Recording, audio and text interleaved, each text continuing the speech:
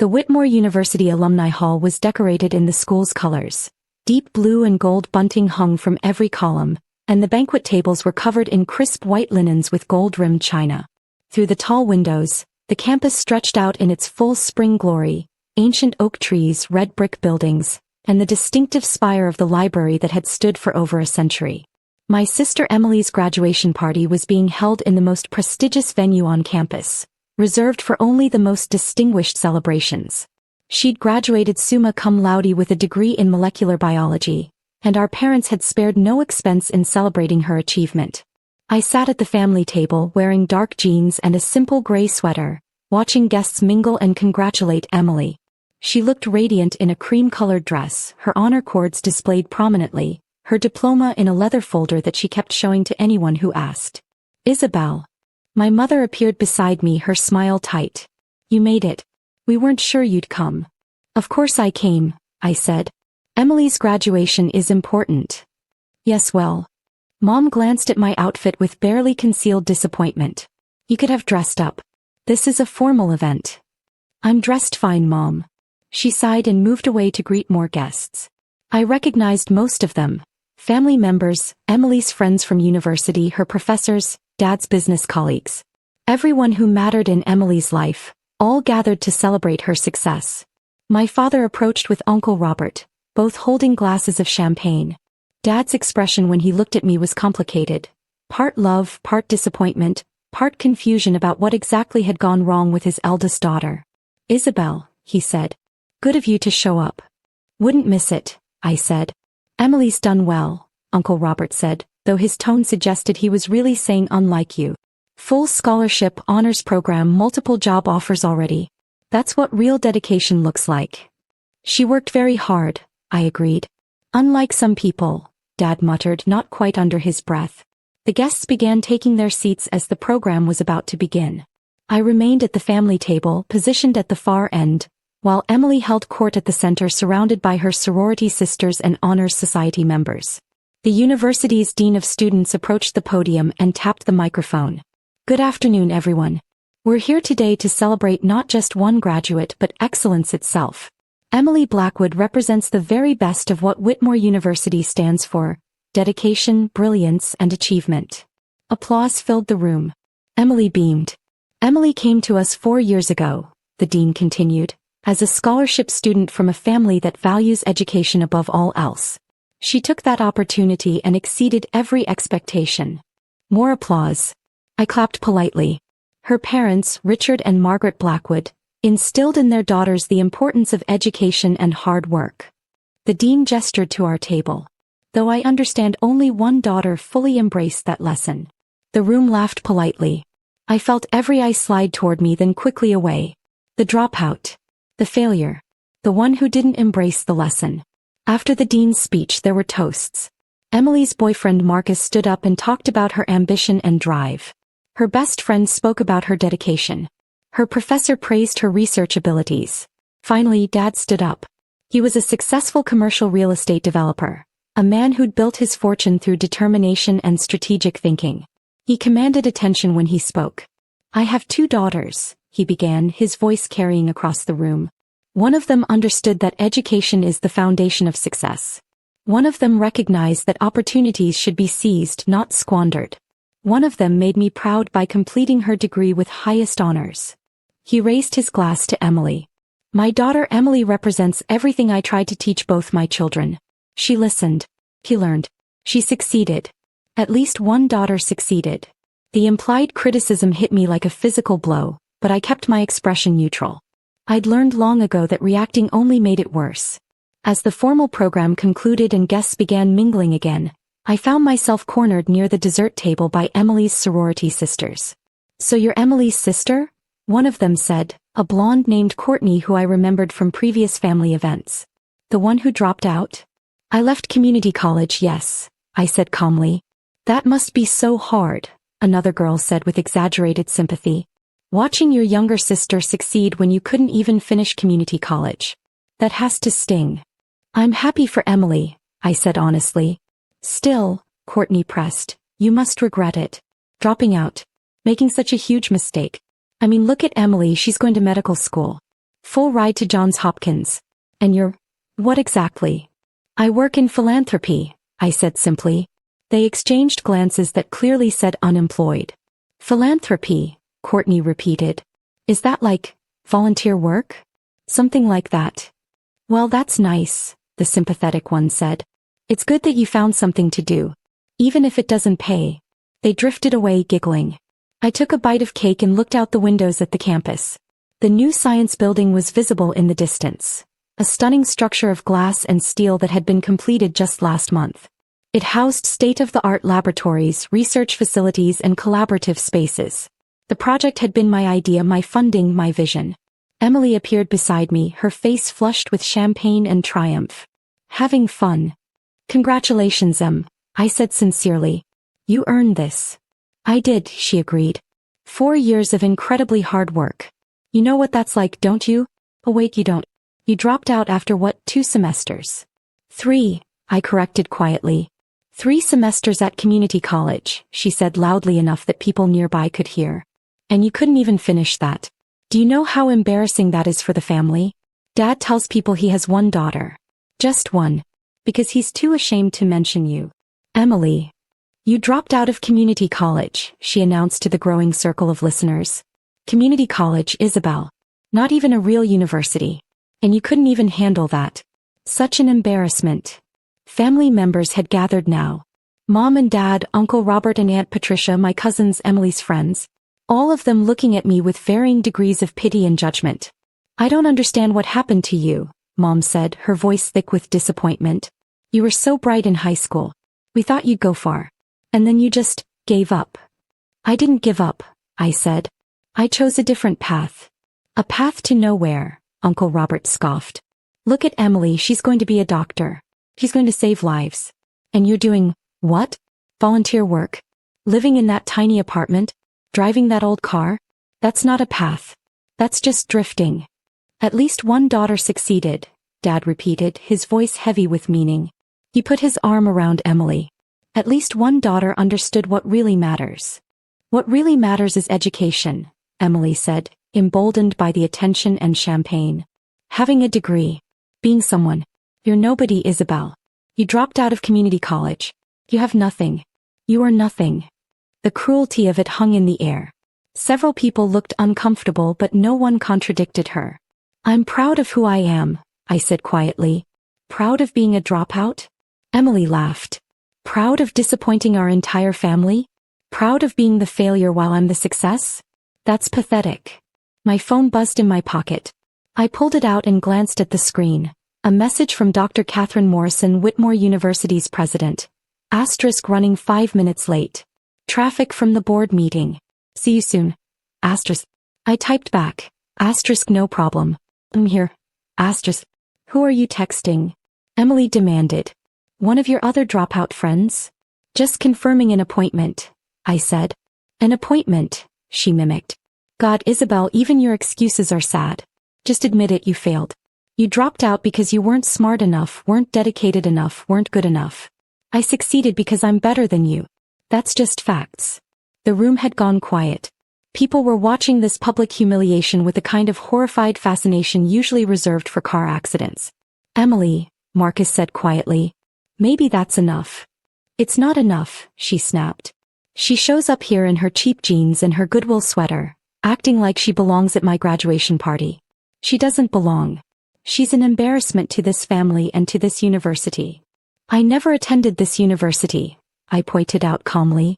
Exactly. Emily said triumphantly. You never attended anywhere. You're a nobody with no education and no prospects.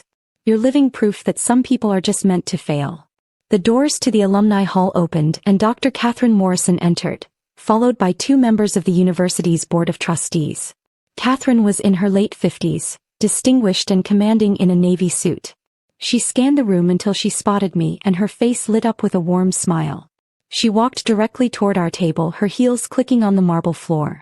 The board members followed, both looking respectful and slightly nervous. Ms. Blackwood, Catherine said as she reached me, her voice carrying across the now silent room. I'm so sorry I'm late. The board meeting ran over, but we had important matters to discuss. Specifically, matters concerning you. Emily's smile faltered. "I'm Emily Blackwood," she said, extending her hand. "Thank you so much for coming to my graduation party, Dr. Morrison." Catherine glanced at Emily politely but turned back to me. "Isabel Blackwood? Founder of the Blackwood Foundation." "That's me," I confirmed. "The board asked me to personally convey their gratitude," Catherine continued, her voice formal but warm. "The $85 million donation you made to the university has been transformative. The new science building, the Blackwood Center for Advanced Research, is already being called the finest research facility in the region. The board unanimously voted to name it in your honor." The room went absolutely silent. You could have heard a pin drop. Emily's champagne glass slipped from her hand and shattered on the floor, champagne and glass spreading across the marble like an explosion. $85 million, Dad said faintly. "Yes," Catherine confirmed, pulling out a folder. "The Blackwood Foundation has been extraordinarily generous to Whitmore University over the past 8 years. The science building was the largest single donation, but Ms. Blackwood has also funded the renovation of the library, the expansion of the student center, and our scholarship program." She looked directly at Emily. "In fact, Ms. Emily Blackwood, your full scholarship for the past 4 years was funded by your sister's foundation. The Blackwood Achievement Scholarship covers tuition, housing, books, and living expenses for students pursuing STEM degrees. Your sister specifically created it to ensure that talented students wouldn't be limited by financial constraints." Emily's face had gone white. "What?" "Your scholarship," one of the board members said, consulting his tablet. "The one that covered your entire undergraduate education. That was the Blackwood Achievement Scholarship, funded by the Blackwood Foundation. By your sister, Isabel Blackwood." "But I earned that scholarship," Emily whispered. "I applied. I won it based on merit." "You did earn it based on merit," I confirmed. "The selection process is completely blind. I don't choose the recipients, a committee of professors does. They chose you because you were qualified. But the money that paid for your education? That came from the foundation I created." Mom had sunk into a chair, her hand over her mouth. "Isabel funded Emily's scholarship?" "Not just Emily's," Catherine said. "The Blackwood Achievement Scholarship has funded 47 students over the past 8 years. Full rides for all of them. That's in addition to the building projects, the research grants, the faculty endowments, and the general operating support." "How much total?" Uncle Robert asked, his voice barely audible. Catherine consulted her folder. "Since the foundation was established 8 years ago, the Blackwood Foundation has donated $127 million to Whitmore University. That makes Ms. Blackwood our single largest living donor." $127 million, Aunt Patricia repeated, as if saying it might make sense. "Ms. Blackwood has been remarkably humble about her philanthropy," Catherine continued. "She specifically requested anonymity for most of her donations. We've respected that until now, but with the naming of the science building, we felt it was time to publicly acknowledge her extraordinary generosity." He turned to me. "The board would like to invite you to the dedication ceremony next month. It will be a major event. State officials, academic leaders, press coverage. We want to properly honor what you've built and what you've given to this institution." "I'll be there," I said calmly. "Excellent." Catherine smiled warmly. "And Ms. Blackwood, the preliminary applications for next year's Blackwood Achievement Scholarships are already coming in. The program has become so prestigious that students are specifically choosing Whitmore because of your scholarships. You're literally changing lives."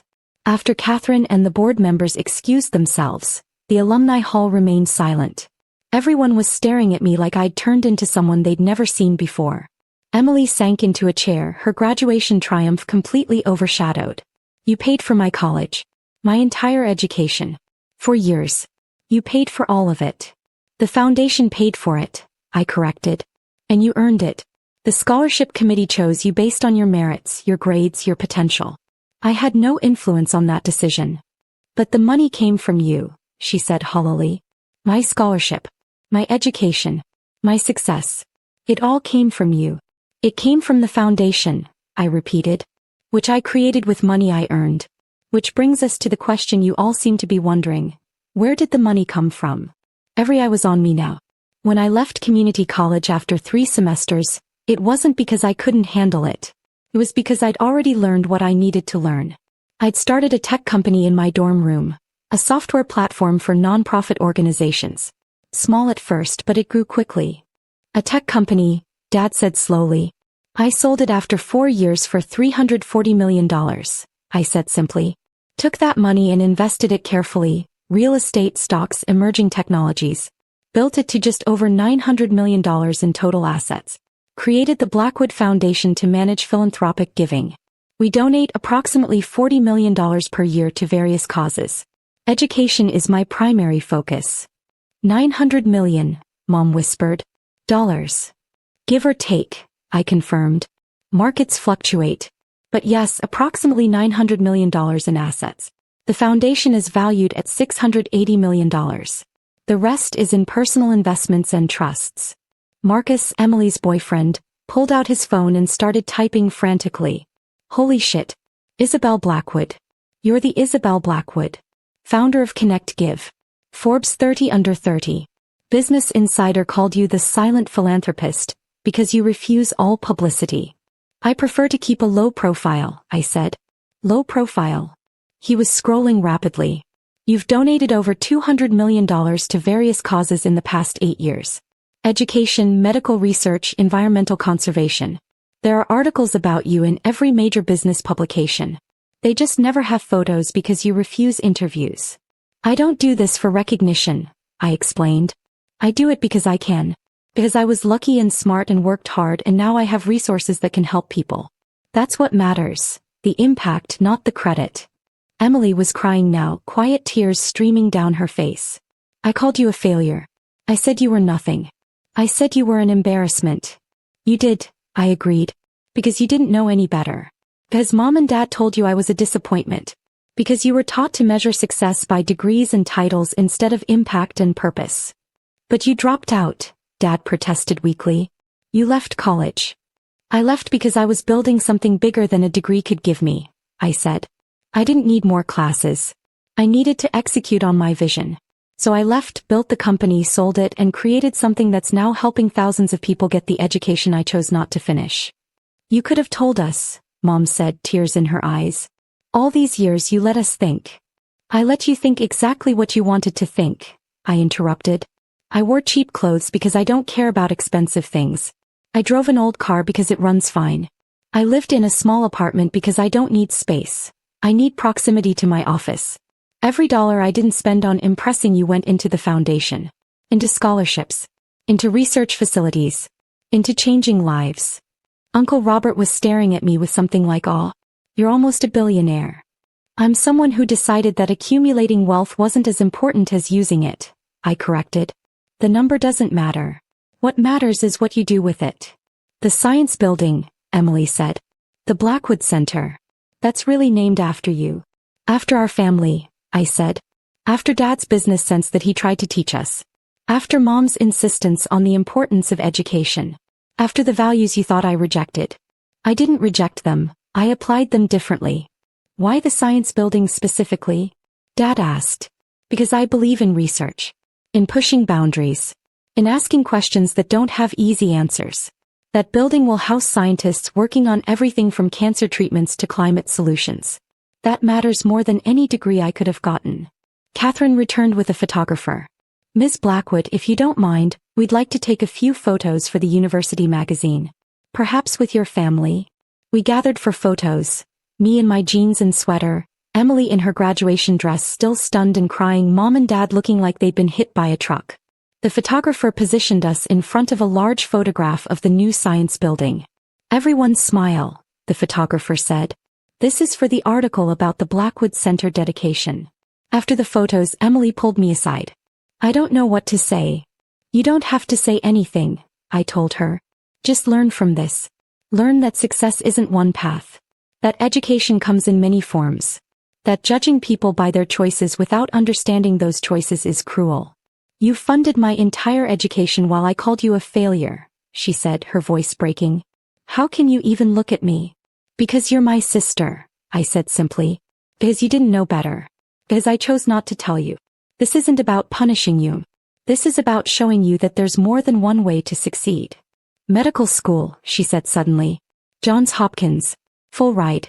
That's a Blackwood scholarship too, isn't it? I smiled. The selection committee thought you were the best candidate. Congratulations. You're paying for my medical school, she breathed. Even after everything I said, everything I did, you're still paying for my education. The foundation is paying for the education of a brilliant young scientist who wants to save lives, I corrected. That's a worthy investment regardless of our relationship. Dad approached, his eyes red. Isabel, I owe you an apology that I don't even know how to begin giving. I told people I only had one daughter. I said at least one daughter succeeded. And all along you were building something meaningful, I finished. Yes.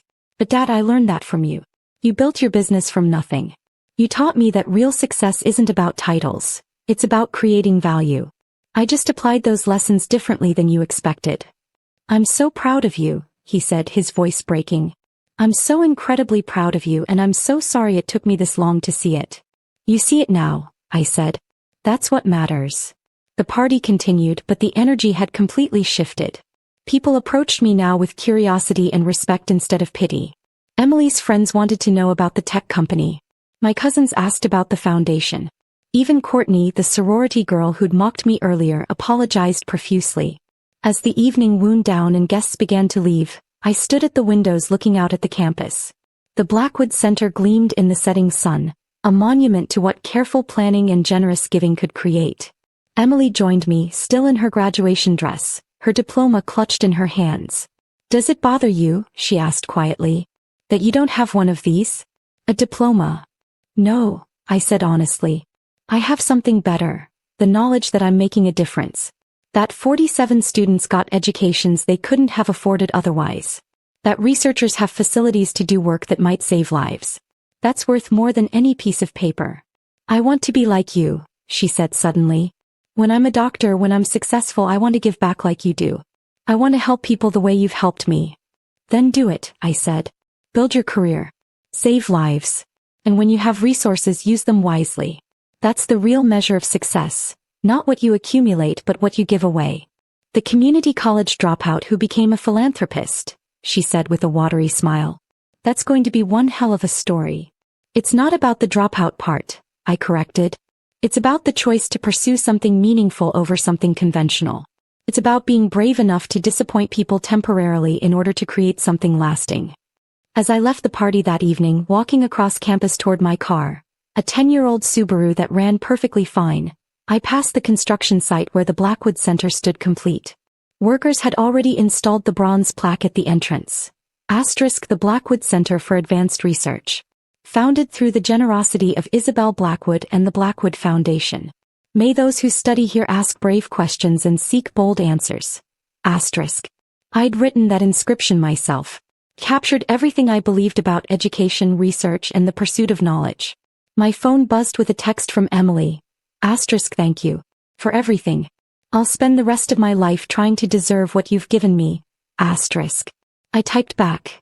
Asterisk, you already deserve it. Just pay it forward. Asterisk. As I drove away from campus, past the buildings my foundation had funded and the students my scholarships had supported, I felt the same sense of peace I always felt after events like this. I hadn't needed to prove anything. The work spoke for itself. But it was nice finally to be seen. Not as the dropout. Not as the failure. Not as the disappointment. But as someone who'd chosen a different path and walked it with purpose. Someone who'd built something meaningful while everyone else was judging her outfit. Someone who'd changed lives while being dismissed as an embarrassment. The community college dropout had become a philanthropist who moved millions. And that was a success story worth telling, even if I preferred to let the buildings and scholarships tell it for me.